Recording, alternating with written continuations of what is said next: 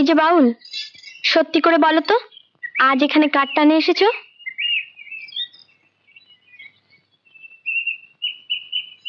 চুপ করে কেন? বলো, বলো না।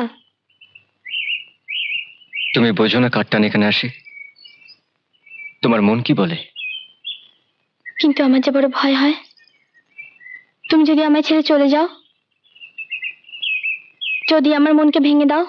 না মালা, না। মানুষের একটাই মন থাকে, আর সেই মন আমি একজনকে দিয়েছি, তোমাকে। মৃত্যু ছাড়া আমাদেরকে কেউ আলাদা করতে পারবে না।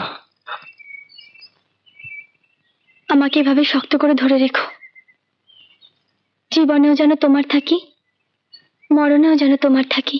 তুমি আমার মনে